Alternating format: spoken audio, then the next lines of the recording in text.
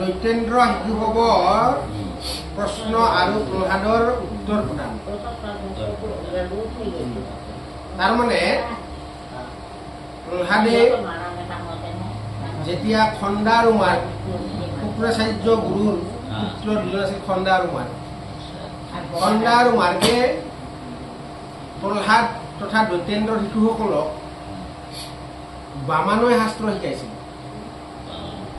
বামানয় শাস্ত্ৰ যিটো শাস্ত্ৰক এই শাস্ত্ৰই কৈছে উল্টা শাস্ত্ৰ সত্যক অসত্য তাৰমানে সত্যটোক অসত্য কৰে অসত্যটোক সত্য কৰে এতিয়া বামানয় বুলি কলে কি শাস্ত্ৰ মানে আমি যদি ভাবো বামুণীয়া শাস্ত্ৰ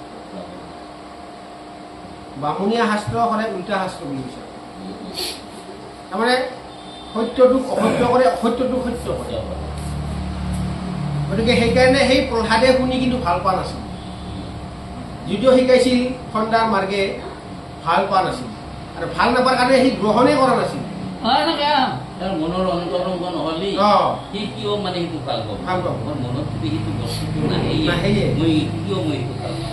ঠিক তেনেধৰণে তেওঁ মানে গ্ৰহণ কৰা নাছিল সিটো গ্ৰহণ কৰা নাছিলেই এতিয়া সি প্ৰহ্লাদে কৰিছিল কি যে তোমালোকে যে এই শিকি আছা এই যে আমাৰ গুৰু শিকাই আছে আচলতে সত্যকে অসত্য কয় মিছা কথা ই মহা কি হৈছে যে সংসাৰৰ অন্ধকূপ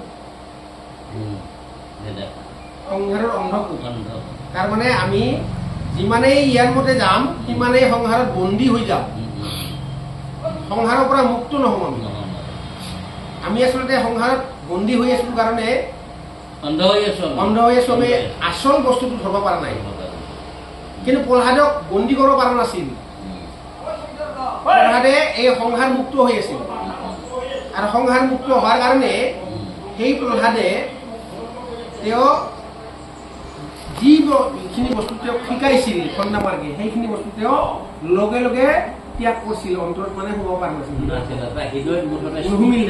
প্ৰৱেশ নহল আৰু নোহাৰ পিছত প্ৰহ্লাদে শিশুসকলক কৈছিল যে মই কিছু কথা কম তোমালোকক মই কথা মতে যদি চলা তেনেহ'লে সংসাৰ মুক্ত হ'ব পাৰিবি সংসাৰৰ বন্ধন নাইকিয়া হ'ব বুলিছিল ঠিক তেনেধৰণে সেনেধৰণৰ কিছুমান উত্তৰ প্ৰহ্লাদে দিছিল প্ৰথমতে কি কৈছিল যেতিয়া কিছু উত্তৰ দি আছিল প্ৰহ্লাদে উত্তৰ দি থাকাতে একবাৰ মুখেৰে ক'লা যে মই এই কথাখিনি ক'ত পাইছো জানা এই কথাখিনি মোক নাৰদে কৈছিল নাৰদে কোৱা বুলি কোৱাৰ লগে লগে বাকী দৈত্যৰ শিশুসকলে বিশ্বাস কৰা নাছিল কিয় কৰা নাছিল বিশ্বাস মই কেতিয়া নাৰদক লাভ পালো 5 বছৰ বয়সৰ ল'ৰা তেওঁ কৈছে তুমি কেতিয়া নাৰদক লাভ পালো এনেকে কৈছিল তেতিয়া নাৰদে কৈছিল প্ৰহ্লাদে কৈছিল যে মই নাৰদক কেতিয়া পাইছো মই তোমালোকক ব্যক্ত কৰিম কেতিয়া মই নাৰদক পাইছিলো লাভ যেতিয়া মোৰ পিতৃ হিৰণ্যকশিপু তপস্যাত গুচি গৈছিল তপস্যাত যাওঁতে মোৰ মাতৃ আছিল কয়াধু এই মোৰ মাতৃক ইন্দ্ৰই হৰণ কৰি লৈ গৈছিল কয়াধু হিৰণ্যকশিপুৰ ঘৈণীয়েক কথা প্ৰহ্লাদৰ মাক ইন্দ্ৰই হৰণ কৰি লৈ গৈছিল কিয় হৰণ কৰি নিলা যেতিয়া হৰণ কৰি নিলে 1000 নাৰদে লগাল পালা নাৰদে লগাল পাই ইন্দ্ৰ সুধিলা তুমি ইয়াক কিয় হৰণ কৰি আনছা বলিয়ে হৰণ কৰি আনাৰ কথা হৈছে কি ই গৰ্ভৱতী হৈ আছে যেতিয়া গৰ্ভৱতী হৈ আছে ইয়াৰ সন্তান দস্যুৰ পুত্ৰ দস্যুই হ'ব যদি জন্মৰ পিছতে মই ইয়াক মাৰি ফেলিব পাৰো তেনেহ'লে আমাৰ নিৰ্ভয় হৈ থাকিব পাৰিম আমি নহ'লে হিৰণ্যকশিপুৰ নিচিনা অসুৰ ইমান অসুৰ তেওঁৰ পৰা আমি কেনেকে পৰিত্ৰাণ পাওঁ তাকে বিচাৰি আছো আৰু ইবাৰ যদি ইয়াৰ পুত্ৰ হ'লে ইবাৰ কিমান অসুৰ হয় কিমান গতিকে ইয়াক আমি শিশুতে মাৰি পেলাম জন্মৰ পিছতে তেতিয়া নাৰদে কৈছে নহয় ইন্দ্ৰ পুৰন্দৰ ইন্দ্ৰ আন এটা নাম পুৰন্দৰ তেতিয়া কৈছে হে পুৰন্দৰ তুমি এইটো ভুল বুজি আছা বোলে কি এই কয়াধুৰ গৰ্ভৰ সন্তান মহাভাগৱত হ'ব মহাভাগৱত যিহেতু মহাভাগৱত হ'ব গতিকে ইয়াৰ কাৰণে শংকা কৰিব লগা কোনো কথা নাই, ভয় কৰিব লগা কোনো কথা নাই। ই কি কৰিব আমাক এদিনত আমাক জ্ঞান দিব, আমি আমাক ৰক্ষণা কৰিব। ইয়াৰ কাৰণেই ইয়াৰ পিতৃ ধ্বংস হ'ব পাৰে। তেতিয়া লগে লগে নাৰদৰ যিহেতু কথাবিলাক সদায় সঁচা,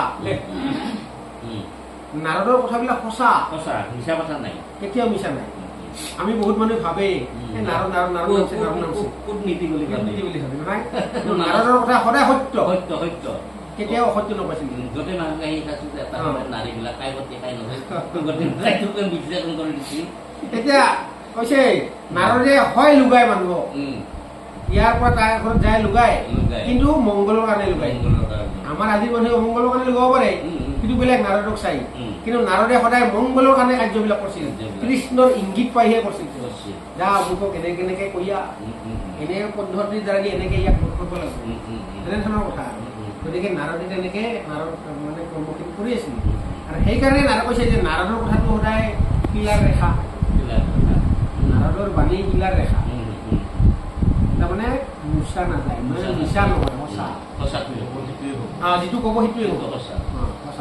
গতিকে লগে লগে একো প্ৰশ্ন নকৰি ইন্দ্ৰই কয়াটো নাৰদৰ ওচৰত থৈ গেলা।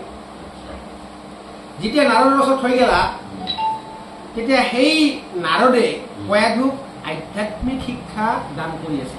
গৰ্ভত সন্তান থাকোঁতে নাৰদে তেওঁৰ আশ্ৰম কৰি লৈ যায় সুন্দৰ আধ্যাত্মিক শিক্ষা দি আছিল। নাৰদৰ মুখেৰে শুনছে, কয়াটোৰ কাণেৰে শুনছে, শুনি গৰ্ভক লগি সোমাই দিছিল। মানে গৰ্ভ সন্তানে পাইছে, শুনি আছে। এনেকে হতে হতে আধ্যাত্মিক কথা সুন্দৰ সমস্ত ভাগৱতৰ কথাখিনি ব্যক্ত যেতিয়া কৰিলে, তেতিয়া সেই প্ৰহ্লাদৰ জন্ম হ'ল। কিন্তু আমাক কৈছে গৰ্ভৰ থাকোঁতে যদি আমি সমস্ত কথাখিনি শিকাম, সাধু কথাখিনি সৎ কথাবিলাক শিকাম, যি শিকাম সেইটোৱে বোলে গ্ৰহণ কৰে। কিন্তু তাত গ্ৰহণ কৰিলেও এটা কথা থকা বুলি কৈছে আমাক, কি প্ৰসৱ হোৱাৰ পিছত সমস্ত পাহৰি যায়। জন্ম পোৱাৰ পিছত কিন্তু গৰ্ভত শুনা কথা কিন্তু পাহৰি যায়। কিন্তু আমি কেৱল সোঁৱৰাই দিব লাগে, একবাৰ তাক ব্যক্ত কৰি দিব লাগে। একেবাৰে জন্মৰ পিছতে ব্যক্ত কৰিলেও সেই বস্তুখিনি তেওঁৰ হৃদয়ত সোমাই যাব। এতিয়া নাৰদে পুনৰবাৰ আৰু জন্মৰ লগে লগে, জন্মৰ পিছতে লগে লগে ভাগৱত কথাবিলাক ব্যক্ত কৰিছিল, ভাগৱত কথাবিলাক শুনাইছিল। তাক শুনাৰ লগে লগে সমস্ত কথাখিনি থাকি গ'ল, সমস্ত কথাখিনি তেওঁৰ হৃদয়ত থাকি গ'ল।